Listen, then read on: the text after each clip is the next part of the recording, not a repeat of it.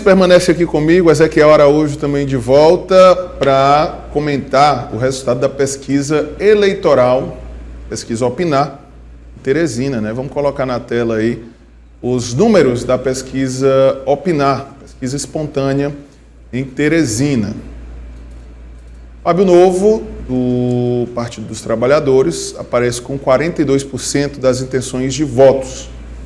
Silvio Mendes, 37,6%. Doutor Pessoa, com 2,2% no cenário espontâneo. Elcírio Alencar, candidato pelo Mobiliza, aparece com 0,4%. Professor Tony, também 0,4% das intenções de votos. Francinaldo Leão, do PSOL, 0,2%. Santiago Belisário, 0,1%. E os candidatos Lourdes Melo e Geraldo Carvalho, Lourdes Melo do PCO e Geraldo Carvalho do PSTU, não pontuaram. O percentual dos entrevistados que não sabem ou não responderam é de 10,3%. Nenhum, nulo ou branco, 6,8%. Lembrando que esse é o cenário espontâneo, quando o pesquisador, ao questionar o eleitor, né, não apresenta as opções e o eleitor fala o nome, o primeiro nome que vem aí à sua cabeça. Também temos os dados da pesquisa eleitoral estimulada em Teresina. Fábio Novo, do PT, aparece com 49,6% das intenções de votos. Silvio Mendes, do União Brasil, 43,1%. Doutor Pessoa, 3%. Professor Tony Kerley, 0,6%. Geraldo Carvalho, 0,3%. Elcírio Alencar, 0,3%.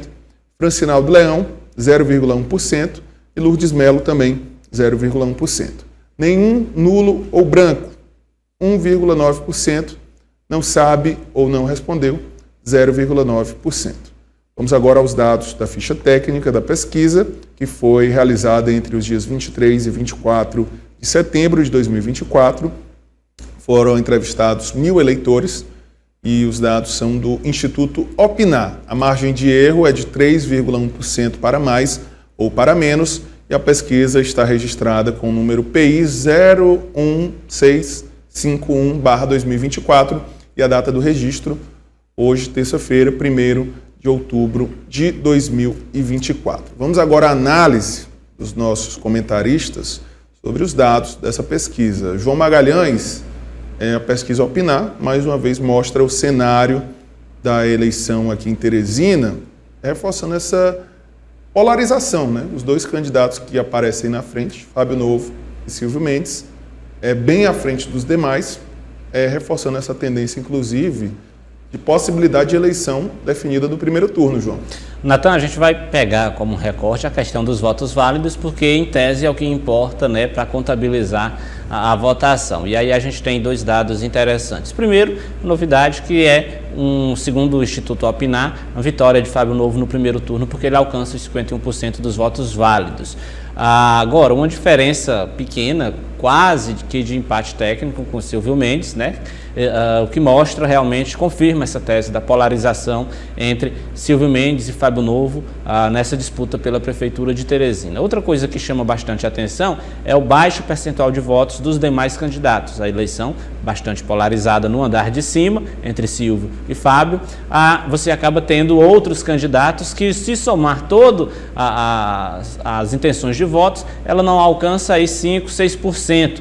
Mostrando que, de fato, são candidaturas que desidrataram, não conseguiram se viabilizar, portanto, não tem, segundo o Instituto Opinar, impacto suficiente para levar uma decisão ao segundo turno. E aí a gente chega num campo interessante, porque é uma eleição que está totalmente em aberto, a diferença de pontos percentuais entre os dois candidatos no andar de cima deixa, obviamente, o cenário em aberto para que o Silvio ou o Fábio lidere a eleição e também essa dúvida para a gente saber se é uma eleição de um turno ou se vai haver segundo turno. O que é certo? Que a eleição de fato chega na sua reta final com os dois candidatos do andar de cima disputando de fato a vitória e que o percentual de votos, das intenções de votos dos demais candidatos provavelmente vai ser pequeno, não sendo suficiente para empurrar uma decisão para o segundo turno. É claro que é uma pesquisa de intenção de voto, que o cenário é competitivo, mas ajuda a clarear essas duas informações que são muito relevantes no cenário eleitoral, né? Só reforçando os dois pontos, então, uma decisão altamente polarizada e uma indefinição também, se a gente vai ter uma decisão logo no primeiro turno ou segundo turno das eleições. Ezequiel Araújo, sua análise, os dados dessa pesquisa Opinar divulgada hoje aqui no Jornal Dia. E, Natanael, eu observo aí que é uma fatia até que boa, né, do percentual dos cidadãos piauienses, teresinenses no caso, né, do eleitorado. 1.000 pessoas já observam, sim, essa polarização mais nítida aqui na cidade de Teresina. Eu coloco também como ressalva aqui, ressalto também, a questão do eleitorado através do número da pesquisa espontânea, que é aquela onde, então, os candidatos a prefeito aqui na cidade de Teresina não são colocados em pauta, né? Não são colocados seus nomes. E a gente observa, então, exatamente isso, que a pesquisa espontânea aqui na cidade de Teresina já coloca ali esses dois principais nomes, tanto de Fábio Novo como de Silvio Mendes, ali na vanguarda, ou seja, principalmente ali mais evidenciado. Então, como a gente observa isso, tanto na espontânea, que é quando o próprio eleitor teresinense já sabe ali em quem vai votar, e isso também é ressaltado, ou seja, confirmado na pesquisa espontânea, é basicamente isso que a gente observa, que são dois nomes que já passaram dos 2 dígitos, que possuem, então, uma candidatura mais pujante aqui na cidade de Teresina, e mais uma vez a gente observa que o nome do atual gestor, o prefeito Doutor Pessoa, candidato à reeleição, não consegue ainda passar dos 2 dígitos, ou seja, continua ali entre 5% a 6% nas pesquisas realizadas aqui na cidade de Teresina e através do Instituto Opinar, isso é mais uma vez evidenciado, ou seja, onde a gente observa que são 2 nomes que já passaram dos 2 dígitos e o nome do atual candidato à reeleição, prefeito Doutor Pessoa, ainda não consegue ali chegar aos 2 dígitos também, para tentar competir de igual para igual através dos outros candidatos também, tanto do Partido dos Trabalhadores como do União Brasil. E a mesma coisa como o João ressaltou, exatamente, os demais candidatos aqui na cidade de Teresina, tirando esses 3, a qual eu já ressaltei, também acabaram então por ficar atrás, ou seja, tiveram também um período de 1 ano de pré-campanha, basicamente foi esse o período de pré-campanha, 1 ano, ou seja, desde julho do ano passado, começou então o período eleitoral, faltando agora 5 dias basicamente para as eleições, ou seja, além da pré-campanha, ainda teve o período de campanha em si, que é para durar 45 dias, mas aí não conseguiram se sobressair através, então, das suas redes sociais, através de todas as campanhas que fizeram aqui na cidade de Teresina. E é isso que a gente observa, que as eleições aqui na cidade de Teresina estão caminhando, sim, para um primeiro turno. Creio eu que deve ser decidido já no primeiro turno em razão disso, dessa forte polarização desses 2 nomes, porque a terceira via, um terceiro nome, ele deveria chegar com encorpamento para um eventual segundo turno, a gente observa que não chega nenhuma das pesquisas, e o Instituto Opinar mais uma vez evidencia isso. Então, dessa forma, creio eu que as eleições municipais devem ser decididas já agora, nesta semana, e com isso, claro, o próximo gestor a vir assumir a maior cadeira do Executivo Municipal teresinense, já a partir do dia 1º de janeiro de 2025. É isso, vamos aguardar aí, né, o resultado da eleição no próximo domingo. Tendência forte realmente de uma definição já no domingo, né? Definição em primeiro turno, é o que aponta a pesquisa Opinar.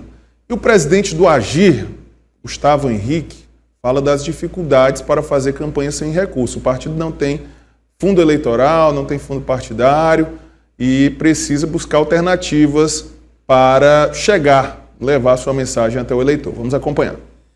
Nós não temos realmente o fundo eleitoral e eu acho uma grande aberração. São quase 5 bilhões de reais para os grandes partidos massacrarem os pequenos. E está aí o resultado. Pessoas recebendo de todas as formas os recursos e aplicando sabe-se lá como. Então o próprio TRE, com as suas equipes técnicas, na hora das prestações de conta, conferir de fato como é que foi gasto esse recurso. Um recurso público que deveria estar, na minha opinião, na saúde, na educação, em obras estruturantes. Eu ando em comunidades em Teresina como o grande Dilma Rousseff, tem partes que ainda não tem sequer uma pedra de calçamento. Então é um dinheiro que realmente faz falta na ponta. Agora, eu queria externar que, diante de uma dificuldade dessa, ela faz com que nós nos motivamos. E a gente tem que se adaptar.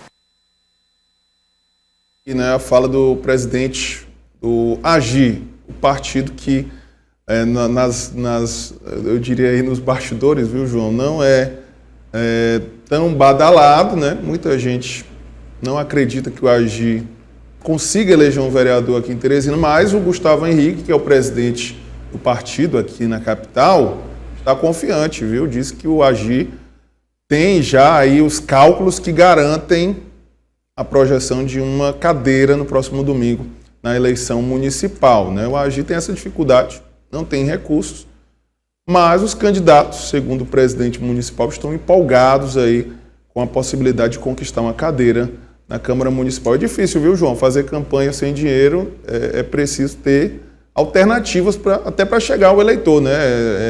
O recurso da campanha eleitoral, né, utilizado para gasolina, para material de campanha e para outras atividades também. E sem recurso, o caminho fica mais difícil, João.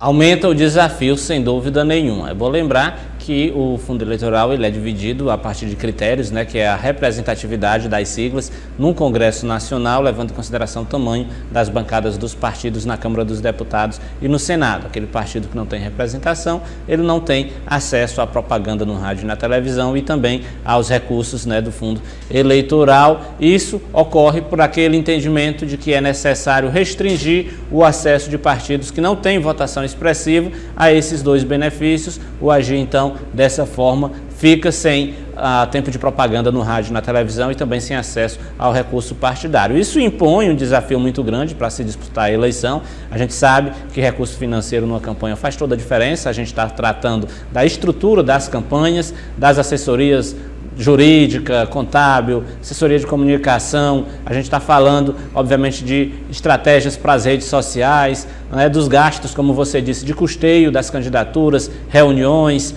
a própria questão do combustível. Enfim, são desafios que são impostos e que ficam bem maiores quando o partido não tem essa estrutura, mas também não é só o AGI. Há outros partidos também que não têm acesso a esses benefícios, então tem que ser criativo, né? Tem que apostar na criatividade em busca do voto, no corpo a corpo, nas redes sociais, no conteúdo espontâneo das redes sociais, nas propostas, enfim, é um desafio que fica sendo mais difícil de ser enfrentado, mas é preciso ter coragem, então, para ir para uma campanha como essa. O AGI, de fato, tem esse desafio de, para alcançar uma cadeira no parlamento, precisar de uma votação expressiva, né? A gente está falando aí de um quociente eleitoral de 14 a 15 mil votos, que se calcula em média, para você alcançar essa votação, né, sem ter as condições de estrutura de campanha, acaba se tornando um desafio muito grande, mas quem está na corrida precisa saber, né, usar a criatividade para ir em busca do voto. Gustavo Henrique, sem dúvida nenhuma, tem essa experiência que pode contribuir e a própria montagem da chapa mostrou que é possível sim o AGI sonhar com essa cadeira lá no parlamento. O Gustavo Henrique, viu, João Magalhães? Inclusive lembrou que em 2020 a chapa montada por ele conseguiu conquistar uma cadeira na Câmara Municipal, né? O Avante, que elegeu o vereador Vinícius Ferreira, hoje no PSD. Ezequiel, é um desafio grande para os partidos pequenos, inclusive porque eu lembro bem que o número de chapas ficou bem enxuto nessa eleição, né? Na pré-campanha nós tínhamos vários partidos montando chapas, inclusive na base aí do governador Rafael Fonteles. Essas chapas acabaram dissolvidas e esses candidatos migraram para outros partidos da base, partidos maiores, como o PSD, o PDT e o PSB. Então o AGI é um dos poucos partidos que sobreviveu aí a essa dissolução das chapas, Ezequiel. E tem um desafio aí, sem dinheiro, sem recurso, de conquistar uma vaga na Câmara Municipal. Exatamente, Antônio. Até porque é uma das premissas, é um dos objetivos dos partidos políticos também conseguirem seus espaços na política, seja nos parlamentos estaduais, nos municipais, ou até mesmo nos executivos por todo o Piauí, por todo o Brasil em si, melhor dizendo. É um papel, né, do partido político exatamente isso, conseguir seu espaço através dos seus nomes, claro, pleitear uma desses tipos de cadeiras do legislativo, do parlamento, ou mesmo dos executivos. Mas essa questão de valores para partidos pequenos, isso é uma realidade não somente por AGI, mas para vários partidos por todo o Brasil. A gente observa isso, que vários partidos menores, por então não conseguirem esses valores necessários, né, que auxiliam, na verdade, melhor dizendo, a essas candidaturas aqui por todo o Brasil, principalmente agora, nas eleições municipais, muitos deles tendem a ficar desidratados e até mesmo desistirem de disputar algum tipo de cargo político. E é isso que a gente observa basicamente do AGI. O contrário, na verdade, né? Porque, alguns partidos aqui na cidade de Teresina, até mesmo, como você bem ressaltou, iniciaram-se um período de pré-campanha, colocando determinados nomes, montando ali já uns esboços sobre como é que seriam as chapas proporcionais desses partidos aqui na cidade de Teresina, mas por conta, então, de não conseguirem ali determinado diálogo, determinado acordo com partidos políticos maiores, acabaram, então, por ficar para trás. Mas o AGI não. O AGI, através de Gustavo Henrique, continua ali com a sua chapa proporcional aqui na cidade de Teresina. Uma das metas justamente é essa, de tentar pleitear uma dessas cadeiras do Legislativo Municipal teresinense. Vale então destacar que deve conseguir ali em torno de 15 mil votos para que consiga mesmo pleitear essas cadeiras. Mas a alternativa, então, quando você não tem esse valor determinado ali do fundo eleitoral para fazer, claro, esse auxílio maior, é correr para outras alternativas, como o caso das redes sociais, que agora auxiliam demais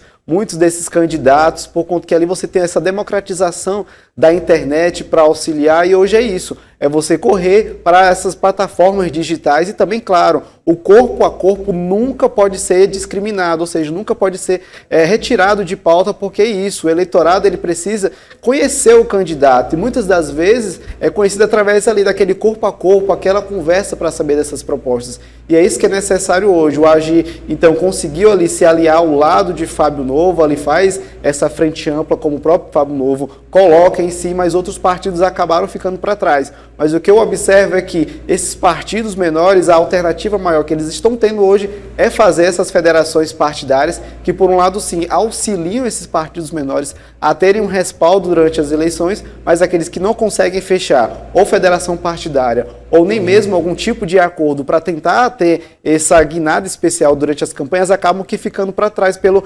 elevado número de partidos políticos que temos no Brasil. Então, a tendência daqui para frente é sim que esses partidos menores acabem ficando enxutos e acabem se coligando, fazendo essas federações partidárias. Mas aí a gente ressalta o trabalho de Gustavo Henrique aqui na cidade de Teresina, que está fazendo isso, colocando à disposição os nomes da chapa proporcional que ele, como ele bem fala, está pleiteando, conseguirá uma dessas cadeiras do Legislativo Municipal teresinense, né? Mas aí, como a gente ressalta, deve-se haver essa quantidade de votos expressivos para que possa chegar, então, à Câmara Municipal de Teresina.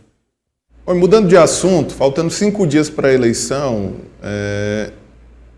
o vereador Joaquim do Arroz afirma que estão espalhando boatos da sua desistência, viu? Circulou nas redes sociais que o vereador Joaquim do Arroz desistiria da sua candidatura, desistiria de disputar a sua reeleição. O vereador nega essa informação. Vamos acompanhar. Eu estou me sentindo homenageado, viu? Me acharam para fazer fake news. Se me acharam para fazer fake news é porque eu estou bem na fita. Então, quer dizer a Teresina que é só agradecimento pelo reconhecimento de tanto trabalho que nós fizemos em Teresina nesses 4 anos. Muito grato, uma campanha muito bonita, o povo engajado. Na Bom Jardim colocamos mais de 1.000 pessoas, o povo na rua, fazendo reunião na rua, 9 horas da noite, empolgado com a campanha do vereador Joaquim do Arroz. Onde é que você acha que surgiu essa informação? É o desespero, né? As pessoas chegando agora na semana final, coitado, não conseguiu mostrar nada, não conseguiu mostrar trabalho, não conseguiu convencer o povo que ele seria o melhor vereador para Teresina, e ver a gente aí despontando em todas as pesquisas, até as pesquisas que são meio duvidosas, eu ainda consigo sair bem. Viu, João Magalhães, né, esse tipo de informação, de certa forma, informação não, né, esse tipo de fake, né, de desinformação, de certa forma acaba prejudicando o candidato nessa reta final, né?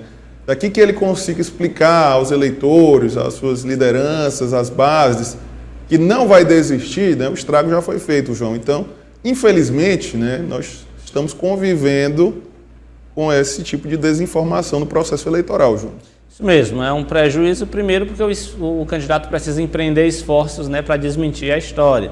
né, o tempo que ele poderia estar investindo em se apresentar, em apresentar suas propostas, em dialogar com o eleitor sobre suas propostas, ele precisa, né, gastar esse tempo desmentindo, dizendo que continua, que segue candidato. Outro prejuízo é porque nem todo mundo que viu a informação da desistência consegue ver a informação, né, de que ele não desistiu, e aí pode até pensar que a candidatura realmente não vai ocorrer. Isso pode desestimular alguém, algum eleitor. É de fato um prejuízo político essa questão da desinformação e, claro, precisa ser combatido. Agora, a Joaquim Caldas está no Partido dos Trabalhadores, não é isso, Natan?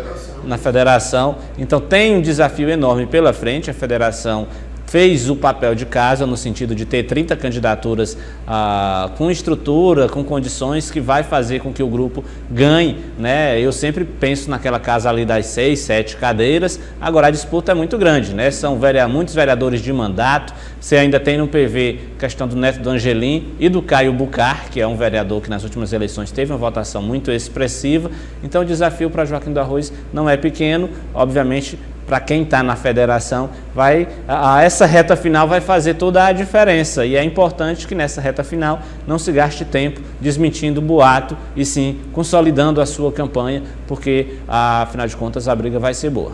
É isso, viu? E o vereador Joaquim do Arroz, que no início da legislatura mudou o nome para Joaquim Caldas, acho que não deu muito certo essa mudança, ele voltou a usar o nome Joaquim do Arroz, né? O nome que o projetou, né, conhecido no meio político e pelos eleitores como Joaquim do Arroz. Ezequiel Araújo, infelizmente, viu, as desinformações, a desinformação faz parte do processo eleitoral e precisa ser combatida, né? No caso aí do vereador Joaquim do Arroz, na reta final, isso causa um prejuízo grande. Exatamente. Sobre a questão do nome, né, ele até tinha alguns materiais de campanha com o nome Joaquim Caldas, mas aí como não pegou muito bem no seu eleitorado aqui na cidade de Teresina, acabou então que teve que voltar para aquele nome antigo, né, o Joaquim do Arroz. Os marqueteiros, né? Isso, exatamente. Foi uma mudança ali que teve que fazer de forma rápida, né, repentina, e acabou então, né, mas enfim. Sobre exatamente isso, Natanael, a gente observa que existem sim as chamadas fake news, acaba então de uma forma mesmo atrapalhando a questão da desenvoltura da sua chapa proporcional aqui na cidade de Teresina, mas principalmente do nome do candidato, porque acaba que vai ter mesmo que fazer toda uma manobra em si para poder desmentir essas informações. A gente observa que são muitos dos candidatos que acabam sendo sim vítimas das chamadas fake news e em determinado momento você acaba pegando o seu eleitor e ali as suas lideranças de surpresa por conta disso, porque há 5 dias das eleições chegar algum tipo de informação dizendo que aquele candidato vai desistir das eleições, acaba que pega de surpresa em razão de quê? De todo o aparato que foi colocado à disposição daquele determinado candidato para falar que vai disputar uma das cadeiras do Legislativo Municipal Teresinense. E Joaquim do Arroz agora está tentando seu 3º mandato aqui na capital, e isso então foi desmentido por ele. Ele falou que está sendo essa vítima de fake news.